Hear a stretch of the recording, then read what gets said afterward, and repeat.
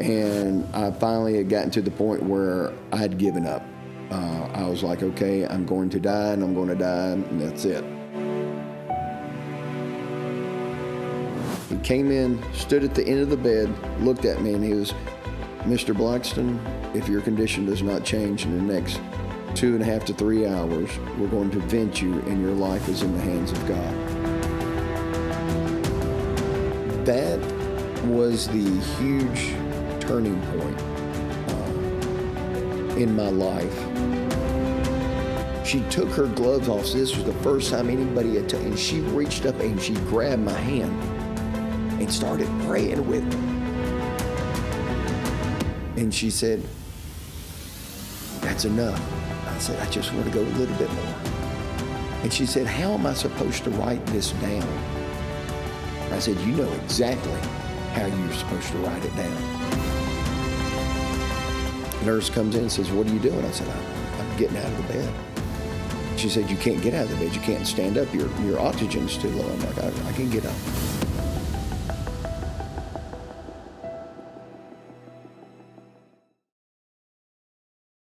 Well, Mr. Steve, I want to welcome you to the show today. This is a great honor for me. I'm excited to do this. So thank you for being here. I'm glad I could honor you with my presence. It is. It's a true honor. Mr. Steve, I've kind of done this with a couple of my guests, but could you just kind of give me a rundown of how you know me and our family? Oh, wow. Okay, so way back in the beginning when we started homeschooling, great day. Y'all were in the same homeschool group with us, Sea Life, Christian Leaders in Family Education. Yes, still remember it. For some reason, I'm still on that board. But been going back since homeschooling. I remember when you were much smaller than you are now. That's not much smaller. Yeah, well, it is. You're about the same loudness, but you were much smaller. And I've been around the family for years through the homeschool environment. And, of course, David Allen, a family connection there because of his wife, Jennifer, and the whole family. And it's just, known you for a long time. Dealt with you over here at Mountain Gap at the camp. And so, there you go, man. You say dealt with me as in... Dealt with you, endured, Okay. Made it through without any physical contact of hurting you. Yes, no, there's no issues there, man. You've been outstanding. Enjoyed my time over there at the camp. Getting to go back again this year. Yeah. So I'm definitely looking forward to that. We're going to be conquering some issues this year. Good. I enjoy it every year. But so going into that a little bit, can you kind of talk about what the camp is and how you got started in, preaching at it each year? Yeah. So it was really weird because that would have been 2022 when I just got out of the hospital with COVID. I was sitting at the house and I just went teetotally blank on her name. Her husband's the chief of police in Thomaston. Stephanie Richardson. Thank you. Miss Stephanie Richardson reached out to me. She said, hey, my name's Stephanie. I'm the director up here at Mountain Gap at the camp. We're starting the camp back up this year. Would like for you to come and speak.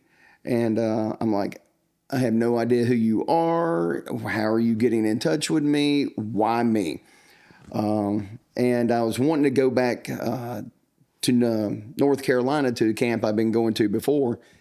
And it just wasn't working out. After COVID, I was pretty well shot on a lot of stuff. Couldn't do a whole lot of things, and so it was just ironic that the inability to go back to where I wanted to go because of my physical condition kept me from doing a lot of things with the kids that I would normally do in my ministry, such as fundraising. And so with that, we wound up coming up here, and that's where we've been going ever since. This will be the third year. I think third year I've been going there to Mountain Gap. Absolutely love it. Great camp. Ran very well. And that's how I got started there. It was like God said, okay, you've been here enough. I'm going to close this door. And now I'm opening up this door. And this is what I want you to do. And I want you to reach a whole new group of kids. And that's what I love.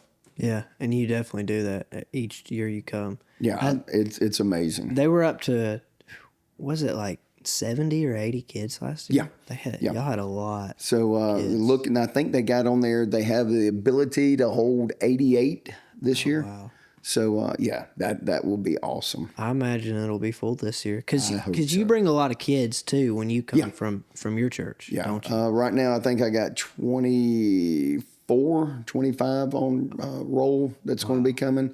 That we do fundraisers, and we did our first one in January. So yeah, they're going to be coming up there. Yeah. I think that fundraising, I remember I did go one year to that camp with y'all in North Carolina. Mm-hmm. And I think the fundraising is really a great cow, idea. You did go to that. I did. Wow. I can't remember what year it was, but yeah, I went with y'all, and I kind of went because Luke was going. Yeah. So yeah, I enjoyed it. It was a lot of fun. But yeah, that fundraising, I think it's great, especially for kids that it may be a challenge for their parents to pay Exactly. for it. Because I know even with us, when you got 4 kids going to camp, Oh. in the middle of summer, you got people going on vacation. It's they want to see brutal. it. Yeah. So yeah, the only thing I ask for the parents to do is you pay the deposit, and then I cover like the other $175, $185 through fundraisers. And we do the fundraisers there at the church. We serve them a lunch. We do something of that nature. It works out good. The kids all get their money. But the deal is you have to come and work. If you don't work, you don't get the money. And I've had people get upset with me. Well, my child wants to go. Well, your child needs to come work. Yeah. No It lets me standing around. Yeah, it lets me see the dynamic between each of the kids, who they can be around, who they shouldn't be around, who works well, who's gas, who's fire. You don't put gas and fire together in the same cabin. So you need to see how everybody works out. Man, you really got it down to science now. Just Been doing it done it long long enough. Done it long enough. Well, Mr. Steve, I kind of want to get a life story on you. So let's start in your childhood. Where did you grow up? Wow. I grew up in the great big town of The Rock, Georgia, where we have more cows than people. It's located there in Upson County at The Rock. Grew up, I've been on the same road my entire life. I started at, 78 Famborough Road, which was right there at the beginning. Then I moved down the road to 387 Famborough Road. And then I've moved down the road, and really I'm not on the same road, but I'm right off of it on Peacock, where I look at Famborough Road. So my entire life, I've been on this one road. I see it every single day. Born way back in 1973. Yes, I know, right there when dirt was first created. I was there. And grew up, had a great childhood. Parents got a divorce around the age of 10.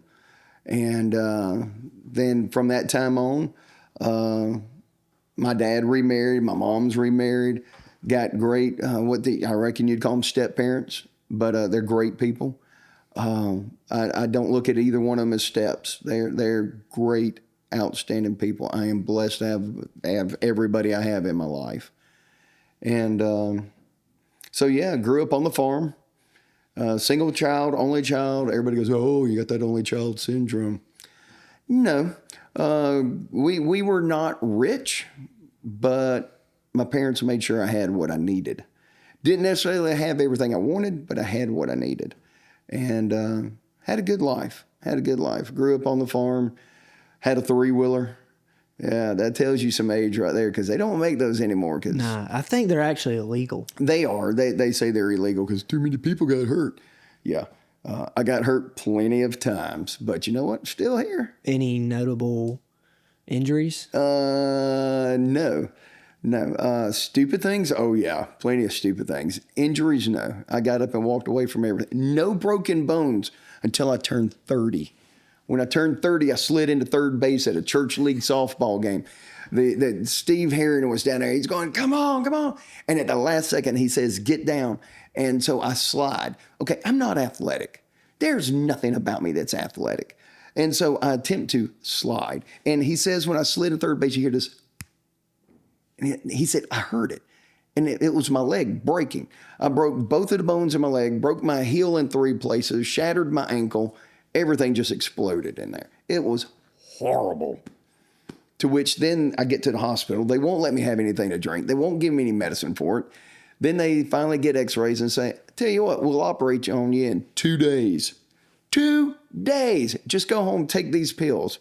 Dude, never had a painkiller in my life. Hydrocodone. I'm laying there, pop a pill, looking at the ceiling. We got recessed lighting in the ceiling. The light bulb comes out of the socket and runs around on the ceiling. And I'm laying there going, hey, babe, I think it's working.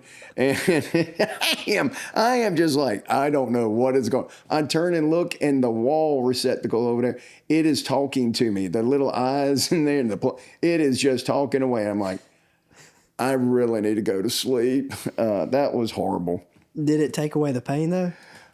Dude, I don't remember. All I remember, the light bulb running around the ceiling, the wall receptacle talking to me. I don't know what I felt at that moment. Yeah. I was just, yeah. So yeah. And there you go. No broken bones up until that point, but great childhood. Worked on the farm, hauled hay, driving trucks, driving tractors, fishing. Great life. Great life. So you lived over there right across from the Rock Ranch? What used to be known as the Rock Ranch, which is now the Steve and Marjorie Harvey. Oh, I can't remember the last part of their ranch name, but yes. Did they rename it? They did. They did. They've already renamed everything, and they got signs out and stuff. yes. Oh wow. Yeah. So they've done a lot of stuff over there, and it's good. I think it'll turn out to be a good thing. He's got his camp running over there, and I think that's going to turn out really good. I really do. Yeah. They've been doing that for a number of years over there. Even when it was the Rock Ranch, he would come down. They would have the camp and everything. So some exciting times. I heard it was for underprivileged kids. Is that true? Yes. Okay. Yes. He's got mainly inner city kids. He brings them down here to go through life skills, how to act, how to talk, how to dress, manners, everything. He covers a huge gambit of stuff over there with these kids, and it's outstanding. It really is. A lot of them are from single family homes. They're over there, Steve Harvey and them, they put male figures in their life, teach them things, and it's good. It's good. Puts a positive role model and person in their life. That's great. Because a lot of them, I'm sure, don't have that. Yes, exactly. Wow. So, were you ever a troublemaker growing up? No. Because I was the only child, and there was one other guy that lived on my road, Freddie. We never got in trouble. It wasn't until, let's say high school, when, let's say that would have been 10th grade, made it on the drill team in ROTC, Reserve Officer Training Corps. It used to be Upson High School, and it was the ROTC unit there. And got on the drill team, spinning rifles, traveling around the Southeast, and then I turned into a little bit of a jerk. I would, we would fight, we would do stuff. There were some times, there were some fights, tire tools, front of a truck on a person, rifle butt to the chin. Yeah, there were some issues. You did that? Yeah, I did that. Or I did that to people. Okay. Listen, yeah, and here's the crazy thing. I got in trouble one time. I'll never forget. Senior year, I was a battalion commander at that time. Oh, Miss McClellan. Miss McClellan was a typing teacher. And I may have gone through her room and turned on all the typewriters. Okay. So when she goes to a master's... You said typewriters? Yeah, typewriters. Those things, yeah, okay, I'm dating myself, baby. I'm going back to 1991. When you flip the master switch, all the typewriters would come on. Well, she did that, and it caused enough of an overload and a surge, and it like fried 2 or 3 of the typewriters. So I'm sitting in my first class, and everybody's there. And it was a Thursday. Thursday was the day we all wore uniforms and everything for inspection and all. And I'm sitting there, all of a sudden my name comes on and goes, Steve Blackston, please report to the principal's office. I'm like, I have no idea. So I get up. I've got my full dress blues on. I got my sword on my side. I go bebopping up to the principal's office. Secretary looks at me. She says, just go on back. I'm like, okay. So I walk back there, and Mr. Angelo DeVivo, great guy, awesome guy. He's back there, and I turn the corner, and there he is sitting at his desk. He's the principal. You don't know anything about principals or anything, do you? Not much. No, Not yeah. much. Well, next to Mr. DeVivo is Commander Warren. He's standing there, and I'm like, wonder what's going on. And so they asked me very direct questions. Did you do this? Yes or no? And I find, yes, sir. Okay, that's all I need to know. Take the jacket off, take the sword off, turn around, grab the chair. I am a senior in high school at this point. Windows open. Anybody walking by sees me standing there, holding onto this chair. Good grief. Mr. DeVivo lit me up on that one. Picked me up off the ground with that paddle. Got 3 licks from him. I'm thinking it's over. Nope. Commander Warren then goes, my turn. I'm like, you got to be kidding me. Commander Warren lights me up. I'm thinking, dear Lord, there ain't enough of my rear end left for anything. It is over now. I can go on back. Well, the next class was in ROTC.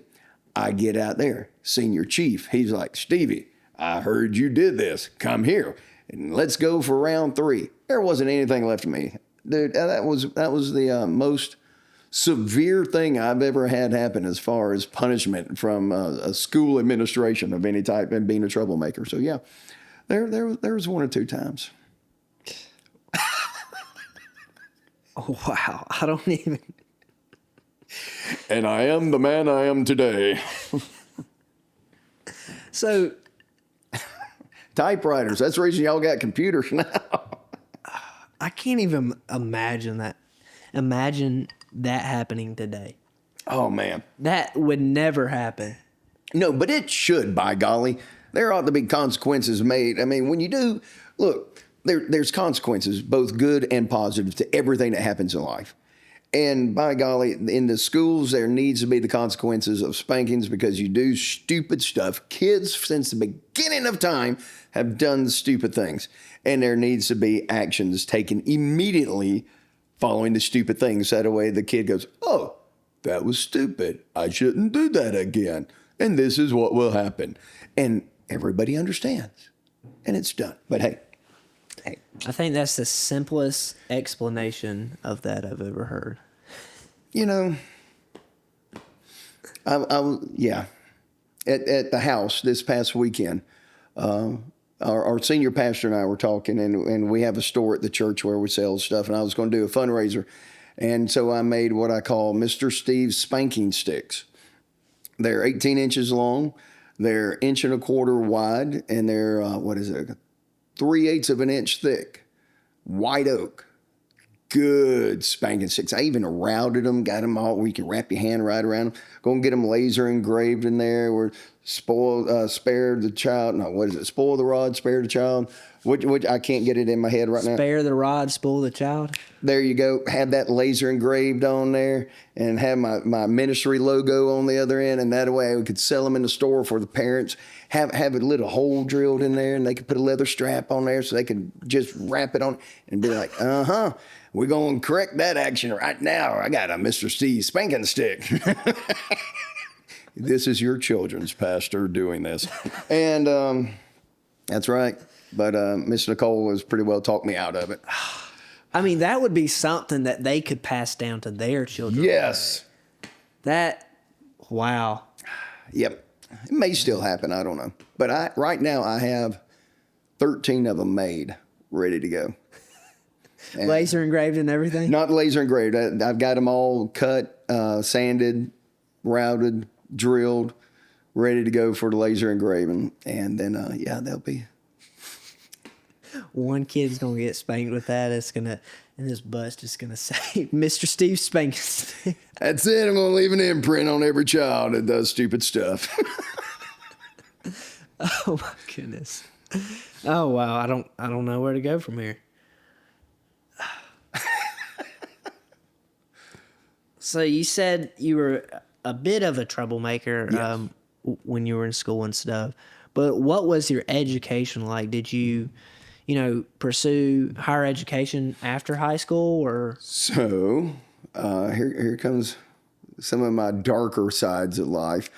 So I leave Upson High School in 91. I graduated. Went to North Georgia College up in Dahlonega. Started up there with criminal justice is what I was going to do. Criminal justice. Yes, sir. I was going to become a police officer, lawyer, something of that nature, and go out and bust the bad guys, make a name for myself. Well, the only name I made for myself was Ye Who Goes Home in his second quarter. Yeah, we had quarters back then, too. It wasn't semesters, it was quarters. So I go to the first quarter and get my report card. It says good standing. Well, now, it wasn't great. It was good standing. So at the end of the second quarter, I'm at home and the report card comes in. And it says academic dismissal. I have been kicked out of college. I received a nice little letter saying, come get your stuff and don't ever come back. So I went, I spent too much time with there's a group up there called, they're still there, Outstanding Blue Ridge Rifles. I was on the Blue Ridge Rifles doing stuff. And yeah, we'd go around places performing, doing our drill. I spent a lot of time on drill. More time on drill, and not enough time on those books. So got kicked out of college, came home, spring quarter, took it off because I couldn't go back to school anywhere. Anywhere in the University of Georgia system, I was completely banned. The summer quarter, I got into Gordon. I went over there and had a talk with the president. I don't remember the lady's name, bless her heart. She said, I tell you what, I'll let you come in. And so I started over at Gordon, had no idea what I was going for. I was just like, let me get back in school, get started. And then there's a gentleman that moved in the house that I used to live in at 78 Fanborough Road. He now lived there, and he worked for the Department of Transportation. And he said, Steve, have you ever thought about being an engineer? Nope, I haven't thought about a whole lot of stuff. So he talked to me, and I wound up going to Southern Tech, is what it was called at the time. Southern College of Technology. It's Georgia Tech's like little stepsister or little sister or something or other. And started going there, and I would co-op, which means I went to school a quarter, and then I worked a quarter. School a quarter, worked a quarter, and then back and forth. And it allowed me to pay for some of my schooling and make my way through. And when I graduated, I had a job. So I knew exactly what I was doing when I graduated, and everything that I did, I understood how to apply it into a job. So that turned out very good. And so I did that and graduated from Southern Tech, which by the time I left, it was Southern Polytechnic State University. And now it's known as Kennesaw State University, Marietta Branch. So there you go.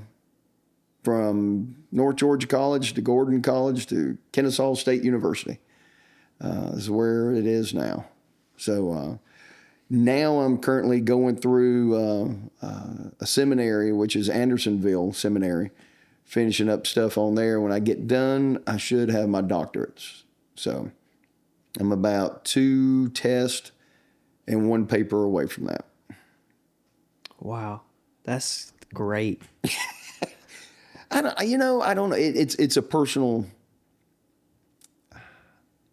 quest, a personal want, a desire.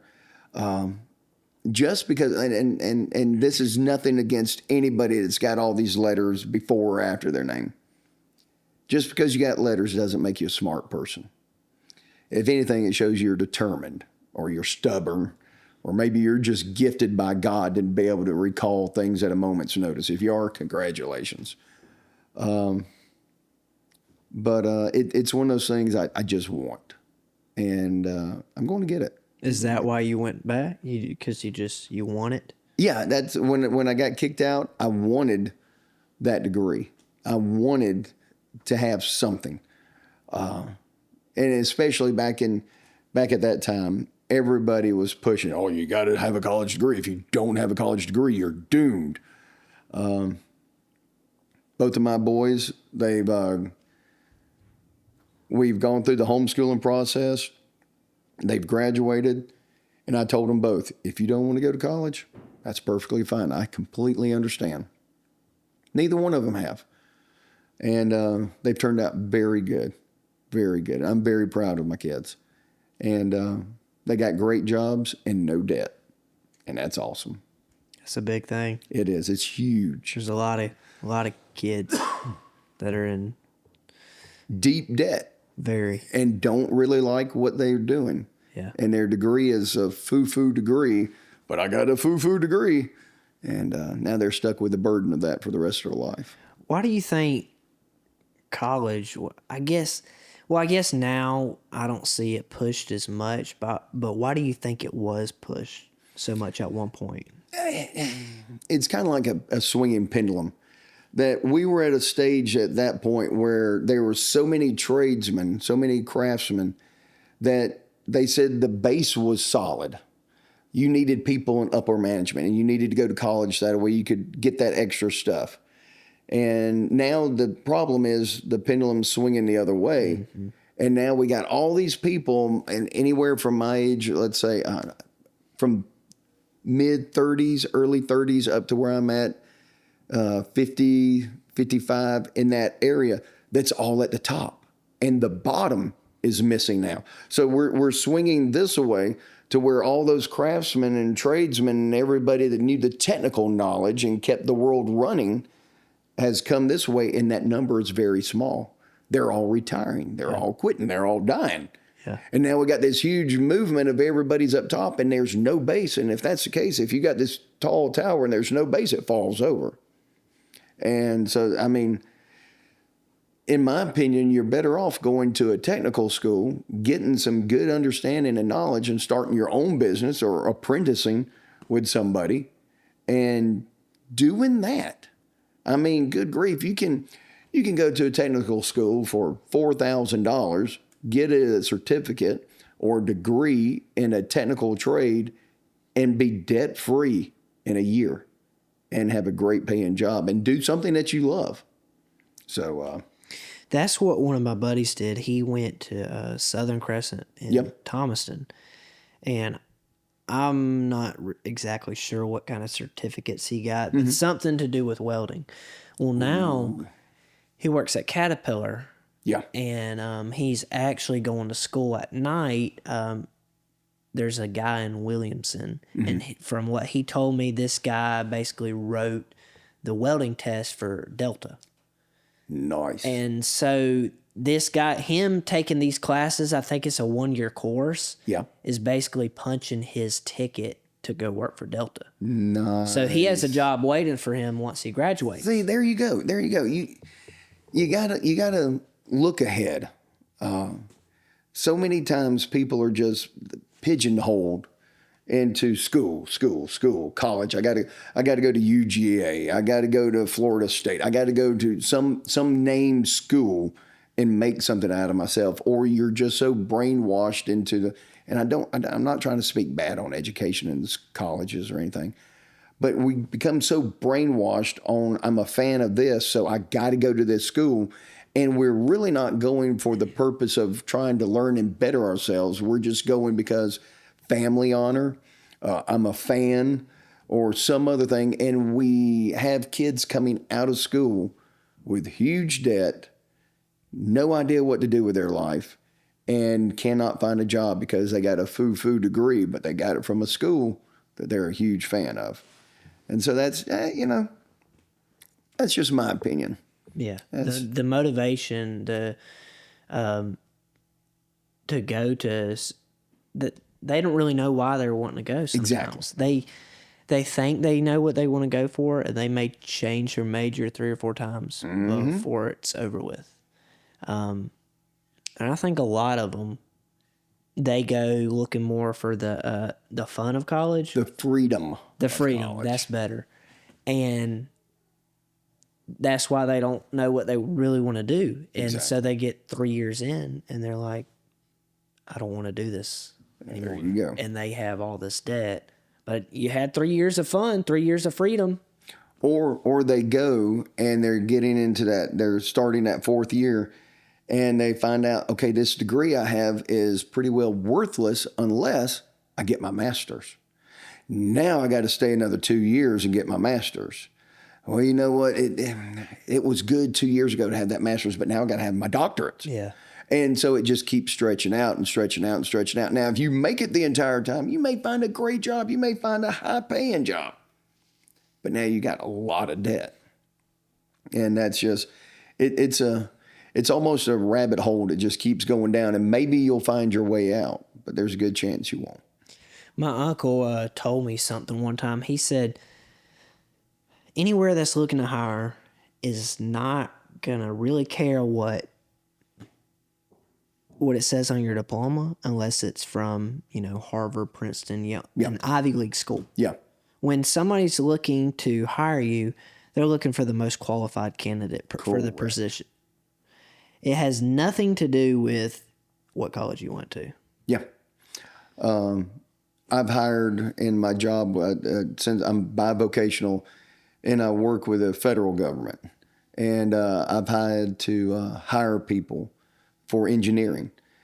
I could care less what school you went to. Yeah. What were your grades? What experience have you had outside of school in the real world? Are you able to show what you've taken in school and you've been able to apply it at other jobs, other places? That's what I'm after. I could care less what school you went to. That has nothing to do with it unless, like you say, some super prestigious school. And then I'm like, oh, okay. Like I'm looking for a civil engineer or a agricultural. If I'm looking for an agricultural engineer, I'm looking for one of my A&T schools. If I'm looking for civil, I'm looking at Georgia Tech. I'm looking for somebody of that nature. But if it's none of those schools, I could care less. Let me see what you got. What kind of person are you? How do you interact? What do you know off the top of your head? Those are the things I want to be able to see. Experience is sometimes better than a college degree. That's the reason I so loved the co-op program I was in, because I had the book learning and then I would go out into the field or the job for the next quarter and I could take what I learned here and see if it applied here. Sometimes it would, sometimes it wouldn't. I would get the experience here and then go back the next quarter and say, you know what, I know what your book says. I know what this, but out there in the field, this is how it's done. And many of the teachers would sit there and go, you're 100% right, but I have to teach you what the book says. So experience is huge. Yeah. Huge. And for me, that's experience is how I learn. I learn best from hands-on learning. Yes. Like getting in there and doing it myself. Just somebody teaching me over Zoom or over a book or whatever. That's Absolutely that's hard. a little more difficult for me to Yeah. understand and get it into my brain. But overall, I think education is great. Oh, yes. My piece of advice, and this is coming from a 19-year-old that's only been going to college for 6 months now. Mm-hmm. Know what you're going for. Yeah. Before you go. Have your end game ready. Yeah. And I guess I'm not really taking my own advice because I'm not exactly sure what I'm going for, but by the end of the next quarter, so the end of the year, because place I go, it still goes by quarters, I'll have 76 of my 90 credits to graduate with an associate's. So by the end of that, by the end of the 76, I'll be able to get reimbursed by Hope. Yeah. But it's like, just spend a little bit more time and graduate. Yeah. So I had it at criminal justice because I thought something like a game warden might help me. Or Good job. Good job. Michael Richardson, he offered me a job over there as a police officer. So I thought maybe something like that, but you know, with my business and stuff, I'm trying to expand it. I think I might do something with a business degree. Yeah. We'll see. Just to right. kind of, you know, get that knowledge. But You got to get your focus going then. yeah, I gotta, you know, kind of lock in and decide. There you go. But yeah, education is a great thing, and I understand a lot of these kids going to certain schools because it might not be their dream school, but they want to honor their parents' wishes. Exactly. But then you can also flip that script, and parents, I don't want to say force, but advocate for them going to a certain school because so they can tell all their friends, well, my kid goes to this school. My kid goes to fill in the blank. Yeah. You know, and it doesn't become about the kid anymore, and it becomes about the parents' pride. And that's and I understand. Oh, I'm a legacy here, and I want you, son, to go where I went, and you can enjoy the same things. Listen, that's all great. Yeah. But the whole purpose is to raise your kids up, to let them stand on their own 2 feet instead of stand in your shadow. And as soon as parents can understand that, they're going to make their life easier and their kids' life easier. Let your kids grow up and stand on their own, not behind you or under you or in your shadow, but actually on their own, and let them grow into who they're meant to be. So that's Yeah, because at some point they have to start making their own decisions. yes, they do, and they're going to be responsible for every single one. It's hard. And if you don't do it right, that comes back on the parent. That comes back on you. Yep. So when the kids move back in and go, okay, I don't have anywhere else to go and I don't have a job, what am I supposed to do? I'll just sit here. Yeah. Well done, parent. You talked about your job a little bit with you know, ministry and stuff. How did you get into ministry? And you mentioned you being bivocational. Yeah. I didn't know that. Tell me a little bit about that too.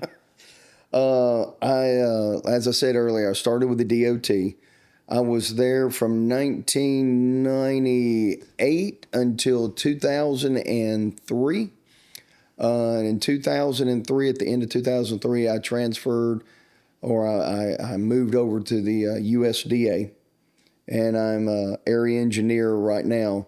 I'm the area engineer with them, covering the northwest corner of Georgia, on all the agricultural engineering that goes on, anything from, great day, pipeline, livestock pipelines, irrigation to embankments on ponds, water and troughs, concrete. I mean, we cover a huge amount of different things, and absolutely love it. Great job. I love the job that I do. And so I do that, and I'm also the children's pastor at Mountain View in Thomaston. Got started there.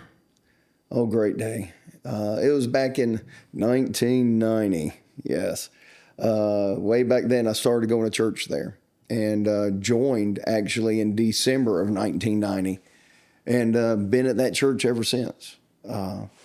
I've been the training union director, the Sunday school director, been a deacon, been a pastor, been the the children's pastor, worked with them in the youth groups, Wednesday night service, RAs, just about every spot you could.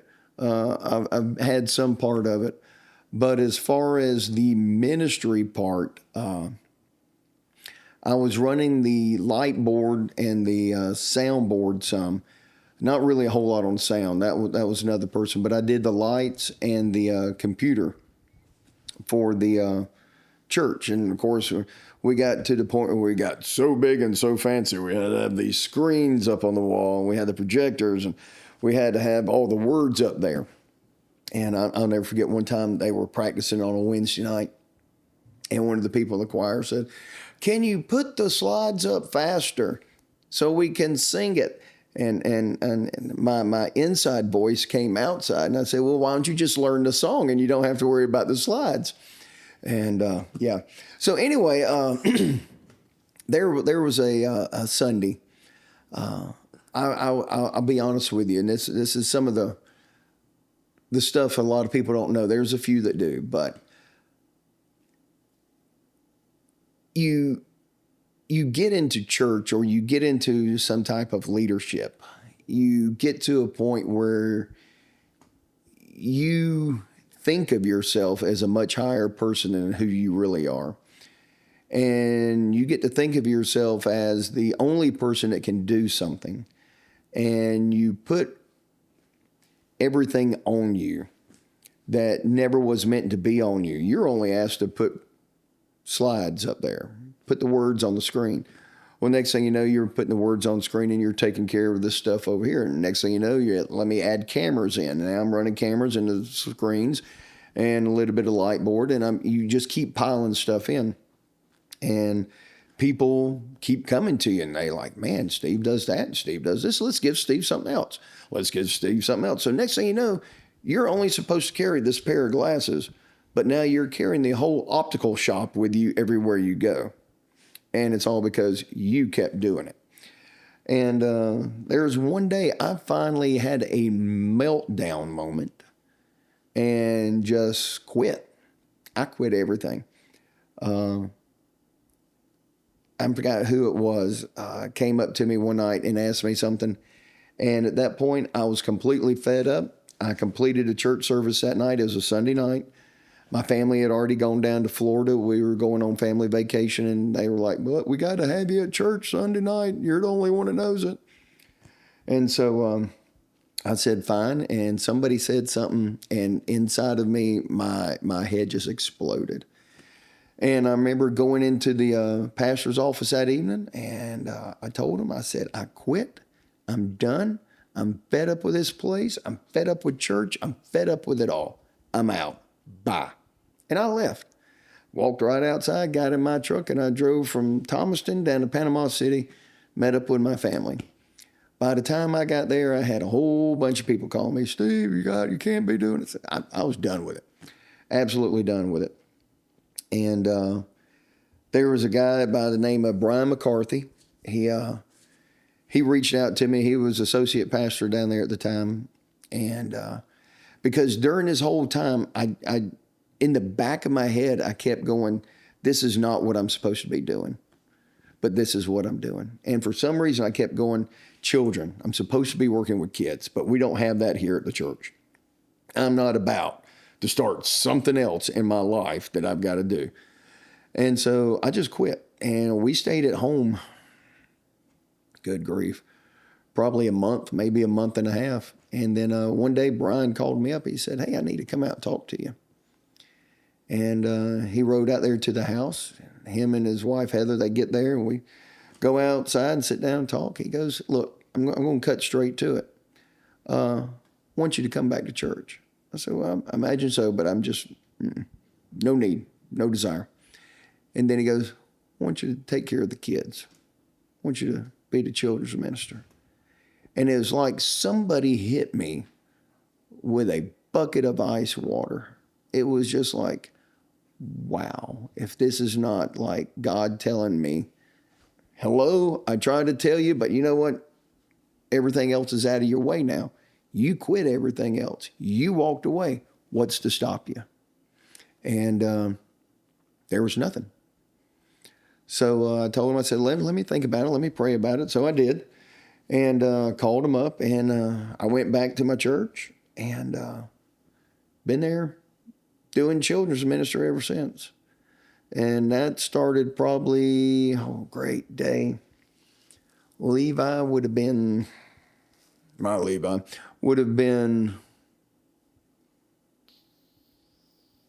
4, and he's 22 now. So it's almost 20 years doing that. Almost 20 years in children's ministry. At that point, we got something going for pre-K. We had a nursery, but then we established a pre-K, and we established a kindergarten through 5th grade classes. And that's what's been going on with my life ever since, in children's ministry. Loved it. Was ordained September the 28th, 2014, and been doing it ever since. Love it. It's a great opportunity. I get to go to schools and speak, go to different functions and speak, go to camps and speak. So it's been great. It has been great. It's been a wild ride. Some days it's pure chaos, but it's great. Wasn't expecting all that, were you? That's great. I love that. Wow. It is what it is. That's pretty cool how sometimes, we think we're running from God. We're trying to get away from all this. And then he flips it around and Absolutely. You think you're running, you're getting away, and you're doing exactly what he wants you to do. Clear all the obstacles, clear out your mind, and go, okay, what's your excuse? turns out you're running to him. Headlong as hard as you can, and you had no idea. Wow. That's God. I'm sure you have a couple or maybe just one story to tell from your time in children's ministry. Oh, wow. Oh, good grief. There's so many different things. It depends on how much trouble. So one thing I do for kids, and I have fun with this. Whenever it's one of their birthdays, I sing happy birthday to the kids. And it is the most beautiful angelic voice many kids have ever heard. Many adults cringe when they see me coming and they know that I know it's their birthday. But yeah, it's horrible. It's horrible singing. I do it on purpose. I've never been able to sing worth a flip in my life, so it works out beautifully. I've had one that the parents told me that their daughter, it was their birthday, and they were going to be at La Fiesta at this time on this date. And so I pull up in there. I go bebopping in.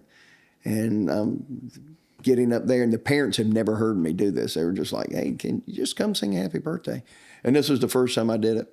And it was the most horrible. You would swear cats were being killed and skinned alive. It was just brutally horrible.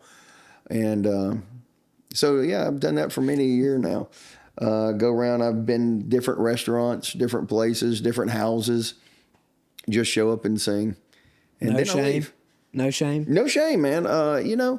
People know it now. People know when there's a birthday thing going on in a restaurant and they see me walk in, they're like, here it goes. He's fixing to sing. It's happening long enough. And so, yeah, it's good stuff. It's good stuff. Had a great time. We've had other pastors at the church, Nerf gun battles, just great stuff. Good stuff. Ministry's good. I bet the kids love it. Oh, it's. I tell you what, it's weird. I've told them. I said when I hit the third generation, I'm retiring. I'm on generation 2.5. We took kids to Michigan. Oh, great day! This would have been back in 1997, 98. We took kids to Michigan. And now I've taken their kids to camp, and some of them are getting close to having their own kids. So, yeah, you turn around and you see kids that I had in kindergarten, and now they're coming up to me and they're grown, and it's crazy. It makes you understand why I got gray hair. But it's good. Because what's awesome is when the kids come back up to you and they give you a hug and they tell you thank you. And they go, I get why you were mean to me now. I get why you held that line. I get why you were so hard on me. And that makes it worth it. That makes it worth it. So I bet it does. Ministry. I got a couple of friends that are looking to go into the ministry. Mm-hmm. They feel called. And they're pursuing education through different, I guess, Christian colleges, like ministerial I don't exactly know what all degrees. Anyways, what's some advice that you would give to somebody that's like a young person that's wanting to pursue that?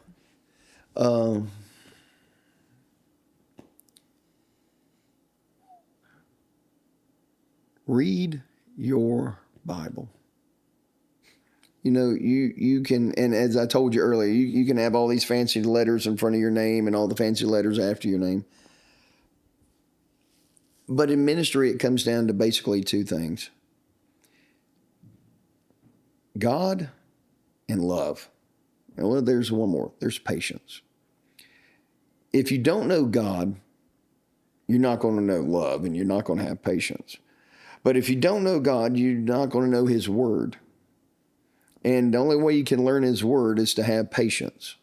And you got to love reading His Word. And you'll love it the more you read it. And the more patience you have to actually read it, the more you love it and the more you know about God.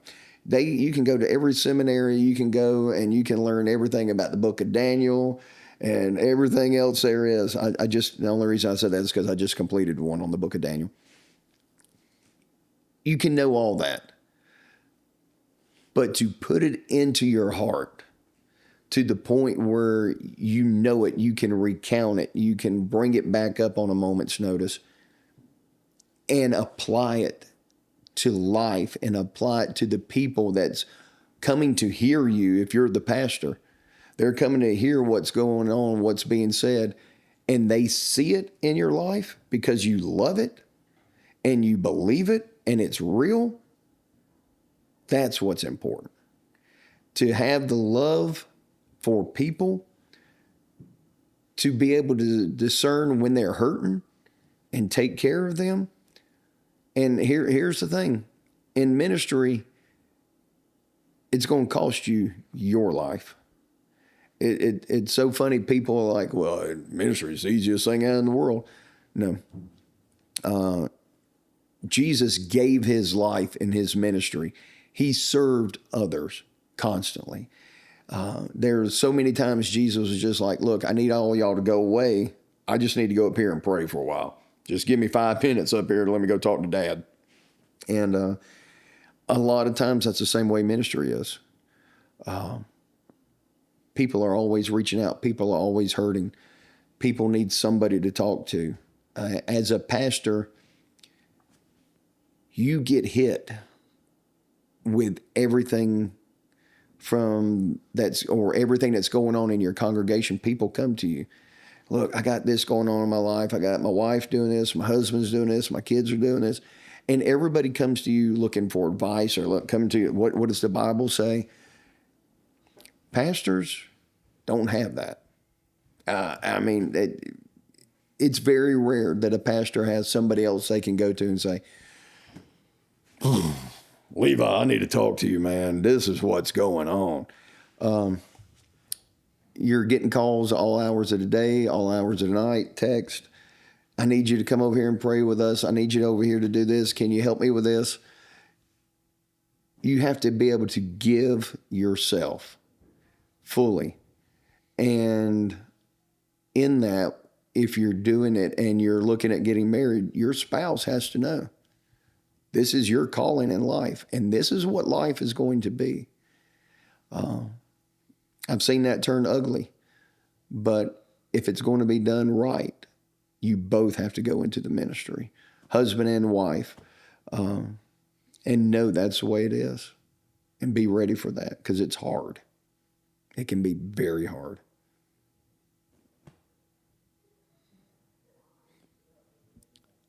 I think that's some good advice. May not be what they want to hear, but it is what it is. Yeah. It is what it is. Let's take a quick break, Mr. Steve. Okay. Today, Nicole sent me a picture today. It was, let's see, where is it? That one right there. That was when the first time I went back to church after COVID. I remember it. That's the first time I'd been back to church after COVID. So that had been 2022. That had been 3 years ago today. Man. It was the first time I made it back to church. And the only thing I could do, I could barely get in there. I just sat down on the floor and had my big book with me. And the kids and I are talking about who was born when, timelines and everything. And that was it. It's crazy. Stuff that, you're wanting to talk about is is like it just happened. So yeah, coming out of the break, can you just talk a little bit about, just tell me your experience with COVID, because I've heard different things from different people that it was rough for you. It was pretty bad. It was nasty. It was very nasty. So let's see. Let's go all the way to the beginning. December the 17th. The only reason I remember this is that was the day of the Christmas parade we were having. December 17th, 2021. We were going around through the Christmas parade. We're throwing candy. Everything was fine. Feeling pretty good. We go all the way around the square, going back through, coming toward the end of Matthews Field, going back up a hill. And Ryan Christopher, our senior pastor, he was with me. We were walking and just throwing candy, having a great time. I looked over him and I said, man, I don't think I'm going to make it up that hill. I couldn't breathe anymore. I couldn't hardly move. I was so tired. He's like, you all right? I said, yeah, I think I'm going to ride the rest of the way. So I did. I crawled up on the wagon and I just rode the rest of the way in. The next day we had the family Christmas get together. And so we all go down to Macon. On my wife's side of the family, we're down there. And I just go find me a very comfortable chair, kind of like this. And I just sit down. And next thing you know, I'm over there just shaking. I'm like, dang, something's not right. I got the sun coming in the glass window right there. And I'm just shaking. My wife comes in and she goes, you okay? I went, no, I don't think so. And she feels me. I'm burning up. At this point, I got like 102, 103 degree fever. We go home. And it just bottoms out from there. Let's see, that would have been a Saturday. Sunday, I just stayed at the house. Monday, it was either Monday or Tuesday, I finally went to the doctor. And they, of course, did the swab test and they shove it up there and check the bacteria on my brain. And they test and go, yep, you're COVID. You're positive for COVID. I went, all right. So they told me to go home. And I went home and started doing what everybody said to do. And I started feeling better. I was walking up and down my driveway. I was getting about 2 miles in a day, walking, trying to keep moving, going to keep everything good. And I was feeling good. And then about Thursday or Friday, it completely bottomed out on me. I was walking and all of a sudden my oxygen was in the low 90s. And then I was walking and my oxygen was in the upper 80s. And so then I came in there and I sat down and we got an oxygen machine and they had it sitting over there and I'd have to wear it to get my numbers up. And we had it running at 6 liters. And Christmas Day, my wife tells me I'm always wrong on this. So if I'm wrong, I'm wrong. Okay, it's all right. I think it was Christmas Day we went to the hospital and they told me I still have COVID. They hit me with some fluids and sent me home. The next day was when they came down there. My dad came down. Nicole was in there. And I was about out of it. I don't remember Christmas. Supposedly I opened up Christmas presents. I don't remember any of that. The last thing I really remember was that next day I'm sitting there in the chair and I finally had gotten to the point where I had given up. I was like, okay, I'm going to die and I'm going to die and that's it. The ambulance was on its way to come get me because they already called the ambulance at that point. I got my kids in there and I had the infamous talk with your kids of, hey, Daddy's leaving. Daddy's probably not coming back. Levi, I need you to take care of your mama. Ethan, you take care of the house and everything. Take care of your sister. Ella, do what's right. I love you, girl. I'm sorry I'm not going to be there. And I had the talk. Looked at my wife, told her I loved her. The ambulance came and got me. They got me out of the chair, put me on the stretcher, put me in the back of the ambulance, and took the trip down to Macon, to Navasset down there. And bless her heart, Nicole was behind me the whole time. She was driving the hardest she could to keep up with the ambulance. And the last thing I saw, and we were there Tuesday night. Excuse me. Tuesday night we were in Macon, and I went, there it is. That's the place. I remember the last thing I saw of her is when I was in the back of the ambulance looking out the back, and I could see the car. And then we turned, and it tilted up because the ambulance went down an incline. And so I'm looking up at the sky, and that was the last time I saw my wife. And we pulled in there, and I didn't see her until January the 5th. When did you go into the hospital? I'd say it was December the 26th is what I think it is. I was in there for like, great day, 11 days, 11, 12 days. It was a long time. It was a long time. I remember getting in there, they wheeled me out, and they just pushed me up against the wall. There were people stacked up everywhere. It was not a good time to be in the hospital. But they came down there, they x-rayed me, got me checked. I only had 30% usage of my lungs. So both sides were 70% clogged up with pneumonia. Wasn't doing good. Finally got in a room late that night, and I had my phone with me. I was able to at least FaceTime my wife, let her know I'm alive, I'm in here, this is what's going on. So my wife and my dad, they're talking about different stuff and options, because I was out of it to the point I didn't know anything that was going on. I could not think straight. I could just tell them immediately from when people would talk to me, I would immediately call and say, this is what they were saying, and let it go. Things kept getting worse, and it was probably the second day I was there. I do remember the doctor coming in. He walked in there, he looked at me, he said, he did not have a very good bedside manner, and I respect that, because this man has been dealing with this for 2 years now.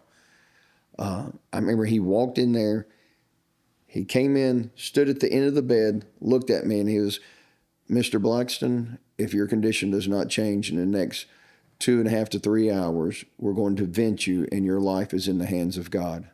And he turned and he walked out. Within a total of 10 seconds, he had come in, told me, if nothing changes, I'm fixing to be vented, and my life is in the hands of God. And he walks out. And that's when I FaceTime Nicole. I was like, look, I need some prayers, and I need music. Music's been huge in my life for so long. Music's my escape. But I told her, I said, I need prayer and I need music. She's like, what's going on? And I told her. And that was the huge turning point in my life, I would say. For years, and this is not the good side of stuff. For years, a lot of my mentality was, I got places to go, things to do, and people to piss off. And people sit there and go, really, Steve, you're a pastor? And that's what you thought? A lot of times it was. And I'm not proud of that. Going through what I went through, I came out of it. I got places to go, things to do, and people to love. I was in there, and man, I started getting hit with so many songs. People just started texting me music, sending it to me through FaceTime, text, messenger, anything. I've still got every single one of them in a playlist on my phone. And there's one song, Raise a Hallelujah. And so I've never heard this song before. And so at this point, I've been down there about 3 days. They've shipped my computer down there, and I've got my computer sitting there. and the music's coming in, and this one song, Raise a Hallelujah, comes on. And I'm sitting there and I'm reclined back, and I start hitting the button. I just start easing my way up. Nurse comes in and says, "What are you doing?" I said, I'm getting out of the bed. She said, "You can't get out of the bed. You can't stand up. Your oxygen's too low." I'm like, I can get up. She's like, "No, you can't." And she starts laying me back. I'm like, "Leave me alone. I'm getting out. If you're going to vent me, you're going to vent me because I'm on the floor and out. There, you have no other option. You're not going to take me in this bed." Because I've heard all the horror stories of the doctor coming in, the nurses coming in, the doctor's talking to you this way, the nurse goes ahead and shoots the IV line in there, knocks you out. Next thing you know, you're vented and whatever. So I keep on, I get the bed up, and I get one leg off of the bed, and I got this song, Brandon Lake's Raise a Hallelujah, and I got it cranked up.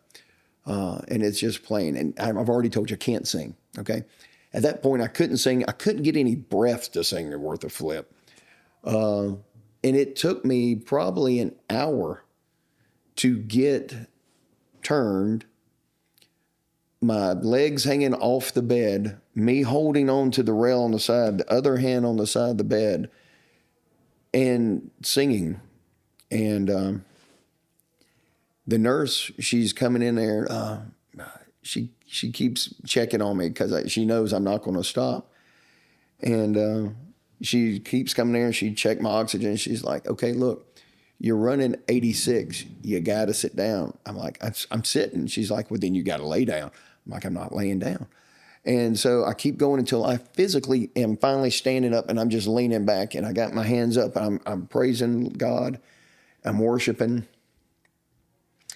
And have you ever just been cold? And you go to the dryer and it's done drying your clothes or whatnot, and you reach in there and get a jacket or a shirt or something, and you put it on, and when you put it on, you just get that, just, ooh, and it just warms you to the core. In the middle of all that hit me. I remember holding on to the bed rail, and I'm just singing, and I stink at my singing, but I'm trying, and I keep going. And the nurse, bless her, she keeps coming in, she's checking it, and she's going, "Mr. Blackston, your numbers are going down. You need to sit down." I said, "I will in a little bit." And then she'd come back in, and then she'd come back in, and she finally came in one time, and it went up. And I'm just standing there. I still got my hand up. I stand up for about 3 minutes, and I sit down for about 10. And she come back in there, and it had made it up to the 90s. And then I went 91. I got to 92. And she said, "That's enough." And I said, "I just want to go a little bit more." And she said, "How am I supposed to write this down?" I said, "You know exactly how you're supposed to write it down." She said, "Nobody's ever going to believe that God came in this room and just raised your oxygen up like that." I said, "I don't care." And this was the thing, because they would come in and out. Everybody had their own. I'll never forget the guy that made me the nebulizing stuff, the respiratory guy. He would come in and he had on one of these whole hazmat suits, rebreather and everything. Everybody else came in, they had double gloves, the masks, the shields, and everything else. The nurse, at that time I was in there, and I remember she made 2 or 3 marks, and then she put it down on the end of the bed. She took her gloves off. So this was the first time anybody had and she reached up and she grabbed my hand and started praying with me.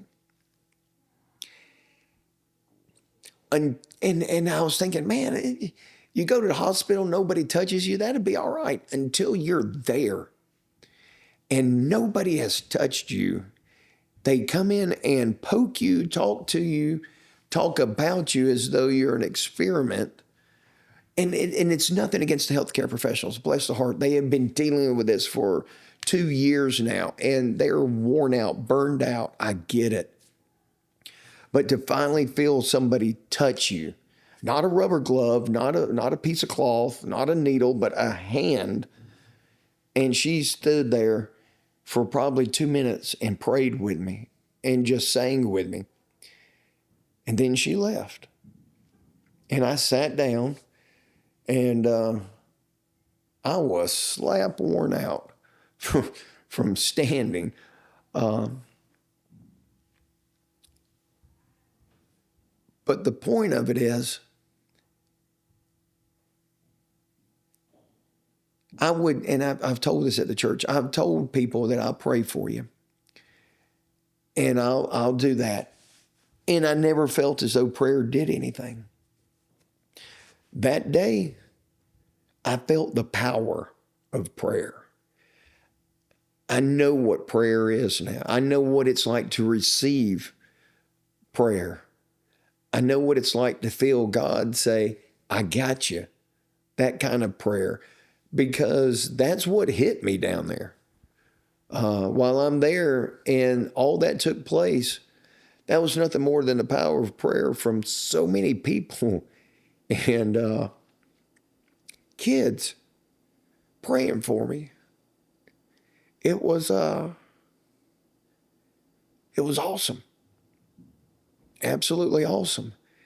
And that was the biggest thing from COVID, that where my life changed, is not my oxygen getting better, not all the other stuff, but being able to feel the power of God working in my life and being able to fully acknowledge this is answer of prayer.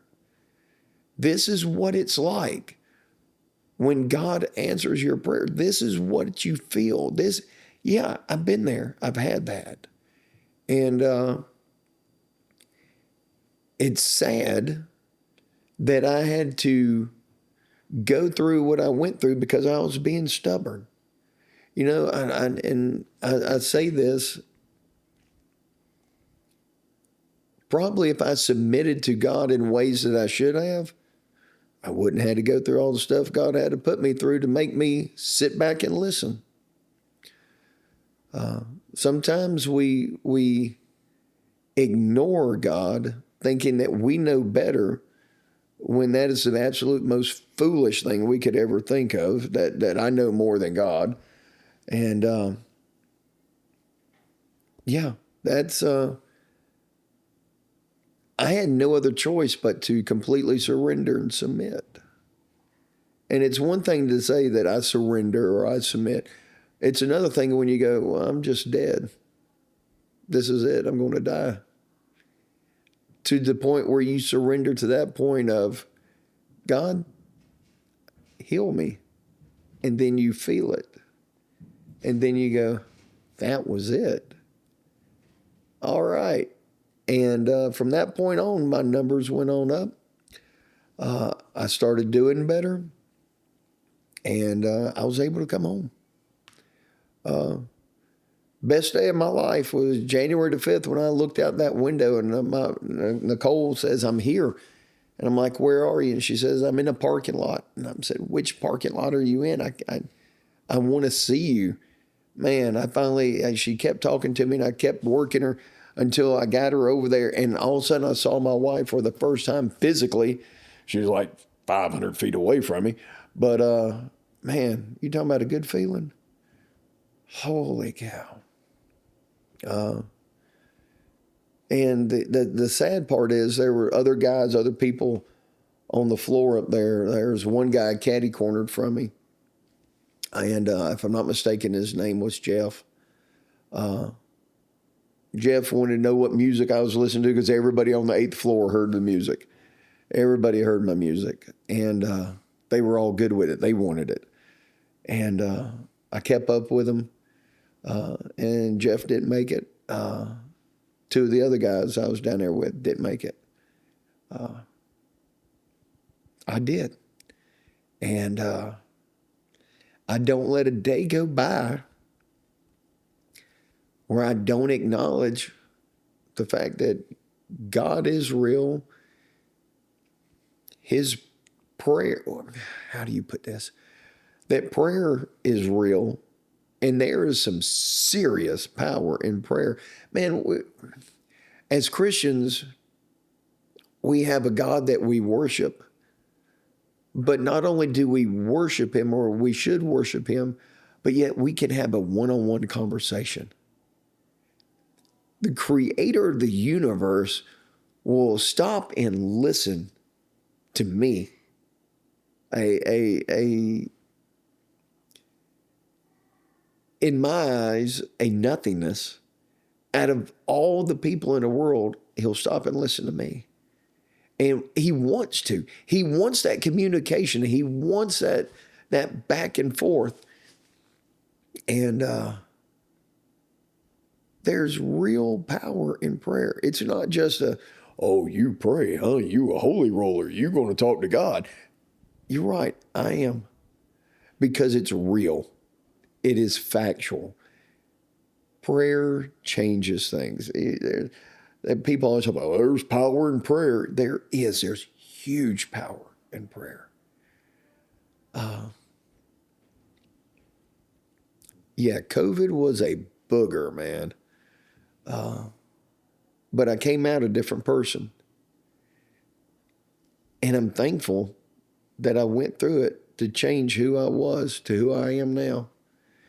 Because otherwise I wouldn't be who I am now. I'm afraid I would have been a much worse example of what I consider to be today's more average Christian.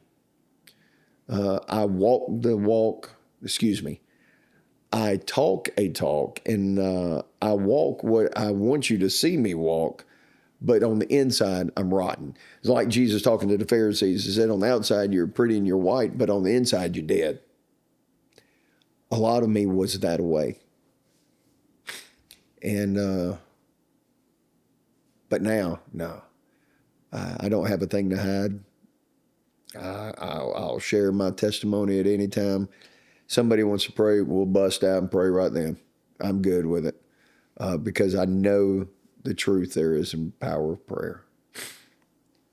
But since then, I've been back to the doctor a time or two. I've got a clean bill of health. No issues with the lungs, no scarring, no problems.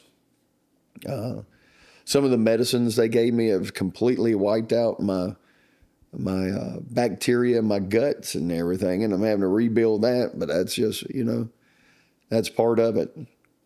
But COVID was a rough little time. Rough time, man. Don't care to go through it again, and I hope that I'm not stubborn enough that God has to do something like that again. But there's my COVID spiel.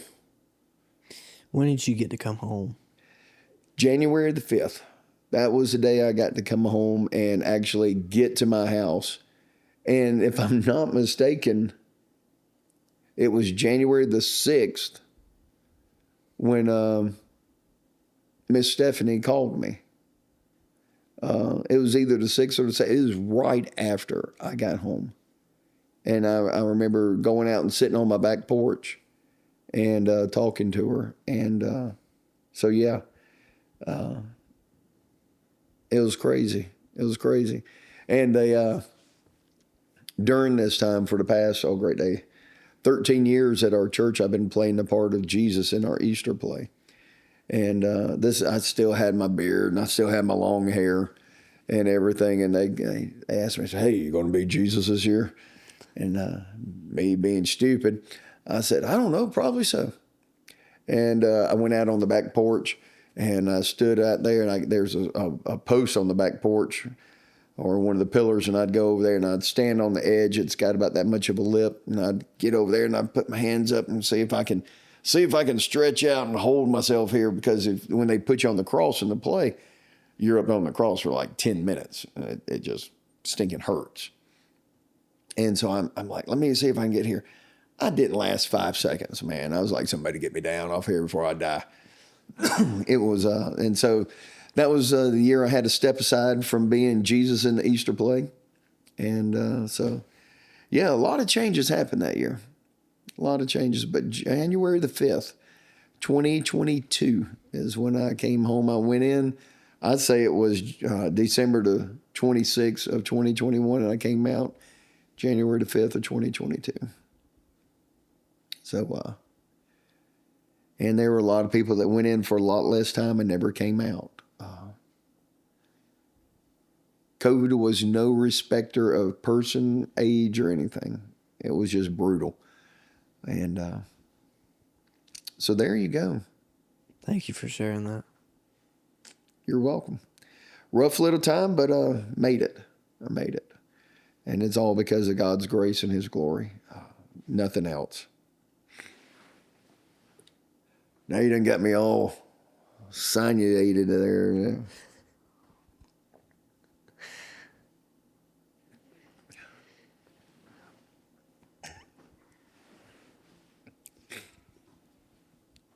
So obviously Jesus is very important to you. Huge, baby. And this is kind of a question I've asked some other people, but I'm always curious to know about this. What is your earliest encounter with Jesus? That would be around the age of 12 at Clark's Chapel Baptist Church down in Thomaston. It's another one of those things. I'm sitting there in the pews on the right-hand side. If you go in there at the church, they have the pulpit in the middle, set of double doors over there, set of double doors over here. I'll never forget, we're sitting there. One of the doors open up, and it is the coldest air that just flows over me. And I looked over there at my daddy, and I said, I want to get saved. He's like, what? We'll talk about this later. I said, no, I need to do this now. And so that's when it fully hit me about Jesus. And that's the first thing I can remember as far as my faith would be that. Grew up in the Rock Baptist Church. Went to Sunday school. Grandparents come and get me, take me to Sunday school. Parents take me up there to church, whatnot. VBS all the time. But that was the first time of my faith was that. We were going to church down there. Went back and talked to Pastor Dean Hemphill about it. And went through everything, got saved. Then later on, we were going to church, and then things at the farm got busy. And next thing you know, we'd miss a Sunday, Sunday night or a Wednesday night. Then next thing, we weren't there on a Sunday morning. Then we're having to work in the chicken houses or on the farm or doing something. And then just plain got lazy. We always found other things more important than going to church on Sunday morning.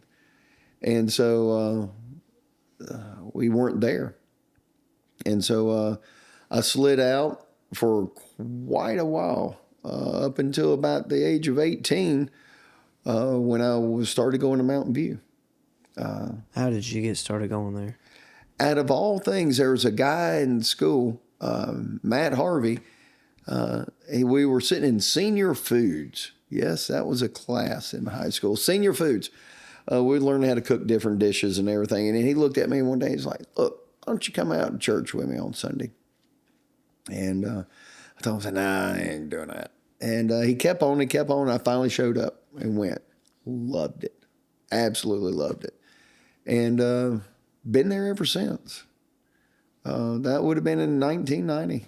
And great day. Now I'm thinking about it. 90, that's 30, coming up 34 years I've been there.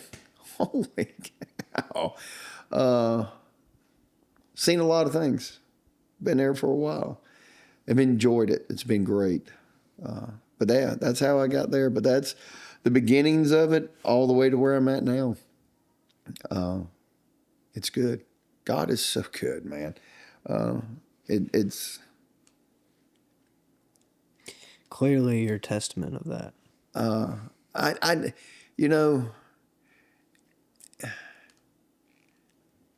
I see where I've been and I see where I am now. And I know the only reason I am where I am now is because of God. If Steve had his way, Steve would probably either be dead or somewhere else by now. Well, that's a given. I wouldn't be doing the things I am. I wouldn't be with the most outstanding wife that I'm with. You talking about an angel, man. Nicole is the Proverbs 31 woman. There she is, wrapped up in a nutshell with a beautiful bow on her head. My wife, listen, and I'll tell you, like I tell any other guy, when you're looking for a wife, you need to be praying today for that woman that you don't know who she is. Or you may know who she is. Maybe she doesn't know who she is. I was working at Camp Thunder they had a COPES course, a challenging outdoor physical environment is what it stood for. And the church had come out there for a youth trip or whatnot. And I was one of the instructors out there, and I was going to church at Mountain View. Nicole was going to church at Mountain View. I didn't know who she was. Clueless. And I looked over there, and there's this girl over in the edge of the woods, and she was picking muscadines. And she had her shirt, and she was putting muscadines in there. And I walked over to her. I said, "You need some help?" She's like, "Yeah, I can't reach those up there." So I wasn't thinking. I just grabbed her around the waist, picked her up, threw her on my shoulder, said, "There, can you reach them now?" And she's like, "Okay." And she was picking them all. And hey, ever since then, yep. So when you're looking for your girl, just go up to her, grab her, throw her on your shoulders, and there you go, Levi. You'll be set from there on out, son. That's the greatest piece of advice I've heard. There you go. Just you see them, go after them, throw them on your shoulder, and go for it. It just works out. Just works out.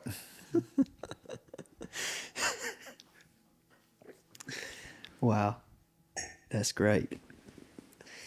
Rounding out this episode, I give everybody an opportunity to give a piece of life advice. Ooh. Life advice. Let me see. I think I wrote. Oh, there it is. Okay. Yeah. Okay, so when it comes to life, don't try to figure out who you are. Live your life in service to Christ, and He will mold you into who you're supposed to be. And by that, I mean, you will try to figure out every move that you're supposed to make. If you surrender to Christ, He will build you into what He wants you to be. Because you got to think about it. If He has the ability to create the world and put everything in perfect order, you're trying to tell me, and He knows the beginning, middle, and end of your life. He knows what He's trying to accomplish down here. You're meaning to tell me that you know more than He does? If you just surrender to Him and do what He has you do, He'll put you right where you need to be, and your life will be so much easier, so much more simple, and you'll be able to fully enjoy the life that you've been created to fulfill.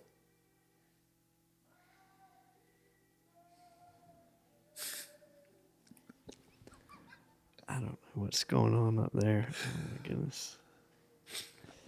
I think they want me to come up there and sing with them. That's what it sounds like. They're calling for you. But yeah, that would be my advice. Surrender your life to Jesus. What does that look like? Because for me, I struggle with reading my word every single day. I think we all do. I mean, are there days I get up and I don't want to read? Yes, sir. Yes, sir. And of all things, I saw a clip on Instagram, one of them, and it was a Marine that says, you have a choice every single day when you wake up. Either you can be a hero or you can be a zero. You have the opportunity. Do you want to win or lose?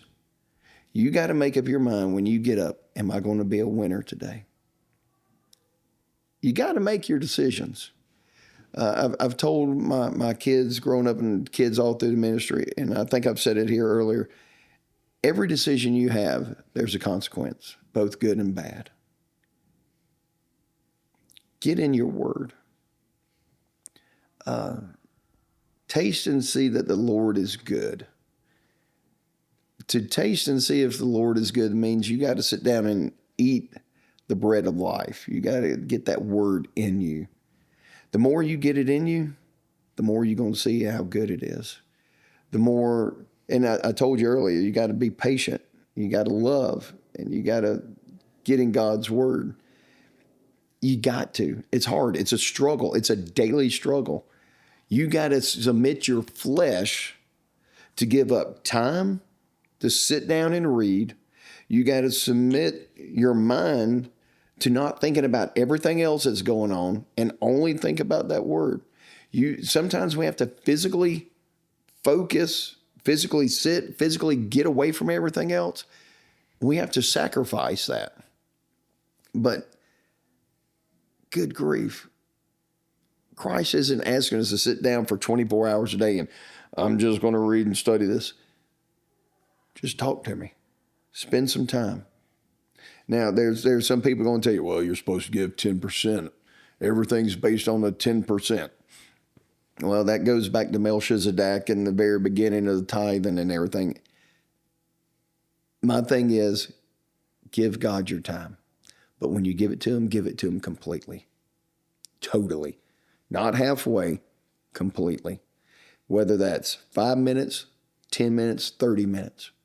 Whatever it is, surrender completely and totally in actions and deeds and everything to Christ.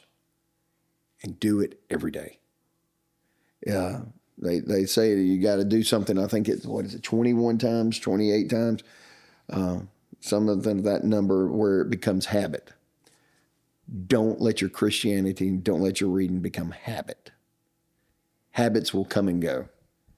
Ruts will come and go. Maybe not to a huge degree, but you'll fluctuate. Make it your life. There's a difference in a habit and a life.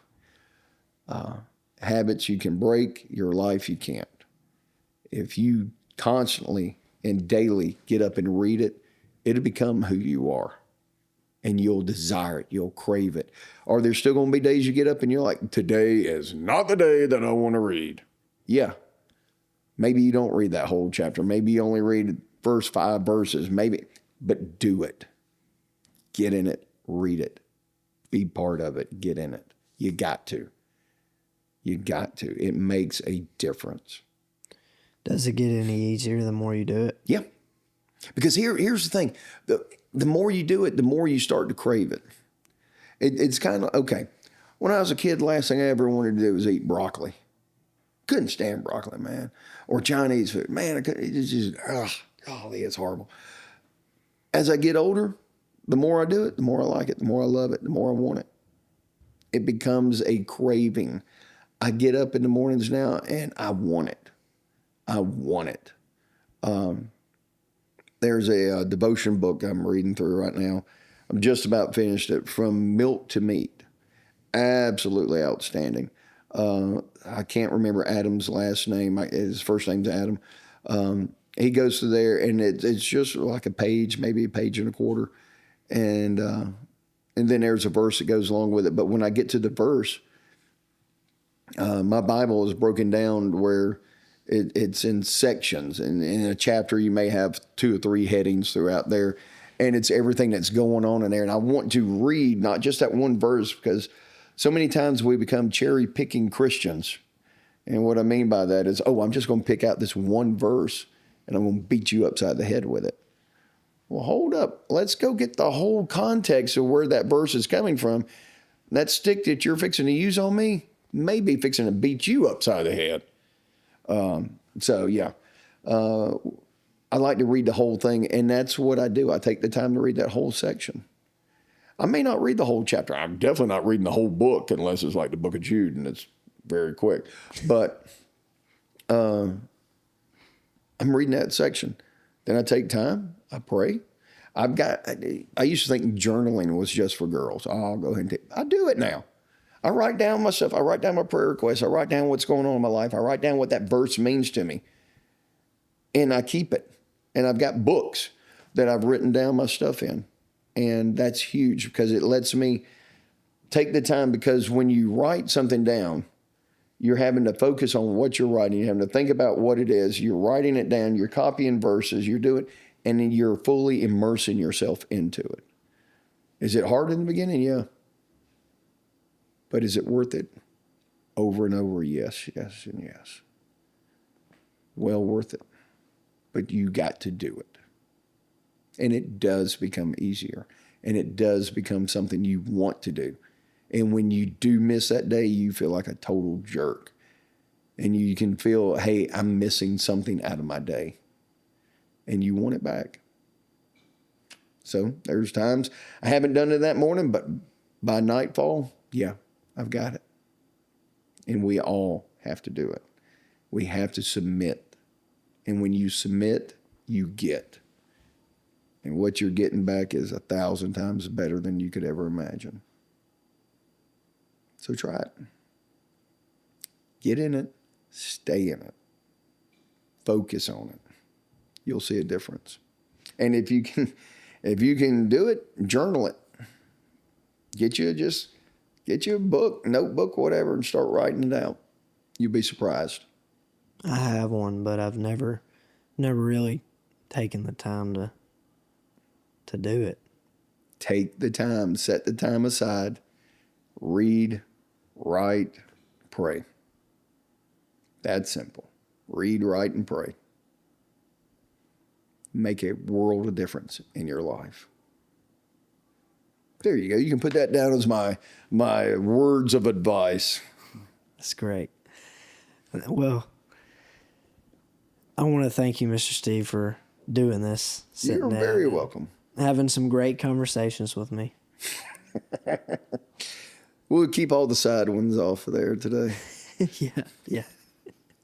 Well, hopefully we can do this again in the future. That'd be great. Thank you. You are welcome, sir.